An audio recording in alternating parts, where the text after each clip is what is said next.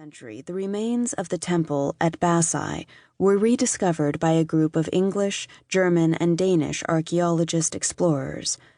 In a matter of months, they were able to make a small fortune when the sculpture was auctioned off to the British government. A few fragments have ended up in Copenhagen, a few are still in Greece, but essentially the whole thing was brought back to England. There's a puzzle here, though, as the information panel explains. This museum room may have been built to fit, but to fit what? The 23 individual slabs, here neatly laid out end to end, side by side, were found widely scattered around the ruins of the temple, one by one, in complete confusion. And no one has ever been quite sure what goes with what, how to do this great stone jigsaw, or what exactly the picture is supposed to be. If you examine the drawings of the slabs of the frieze outline, you will be following one solution to the problem of the original layout.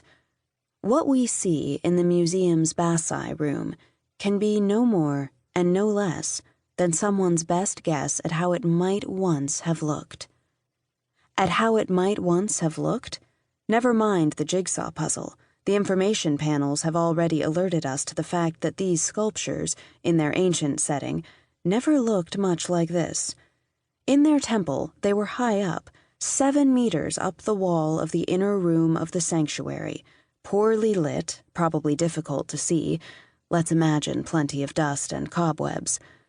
They were not conveniently at eye level, spotlit for our attention. It's stating the obvious, of course, to say that we are in a museum whose job it is to present these works of art for our inspection, admiration, or study, clean, tidy, and explained. Stating the obvious to say that the temple at Bassae was no museum, but a religious shrine, and that these sculptures were part of a holy place, whose own visitors, as we shall see, had not come looking for labels and explanations of what they saw. After all, they knew the stories of Heracles against the Amazons, Greeks against the centaurs, from Granny's knee.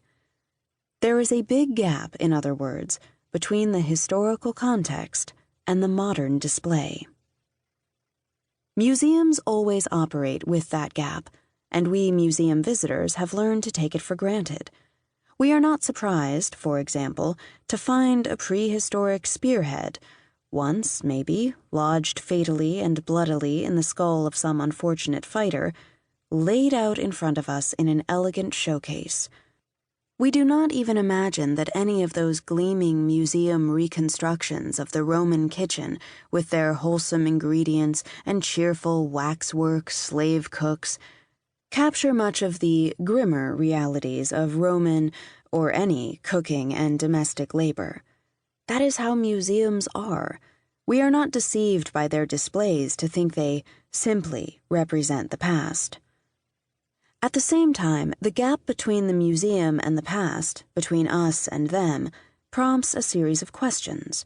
In the case of Bassae, we may be well aware that the sculptures were originally part of a religious sanctuary, not a museum. But religion in what sense? How are we to think of the religion practiced in a Greek temple? And were religious objects not also works of art for the Greeks, as well as for us? This temple, as we shall discover, was in the middle of nowhere, the back of beyond, on the side of a mountain. What was the point of a temple there? Did no one ever come to visit it as a tourist rather than a pious pilgrim to see the sights? Did no ancient visitor want some of the scenes, barely visible 7 meters up, explained? How different was a visit of theirs from our visit to the museum? How sure can we be, in other words, about the gap that separates us and them, about what we share with the 5th century BCE visitors to this temple? Pilgrims, tourists, worshippers? And what sets us apart? There are questions, too, about the histories that unfold within that gap. These sculptures are not simply objects of a story shared only by us and those who first built and used the temple. What did Bassae mean to the inhabitants of Roman Greece?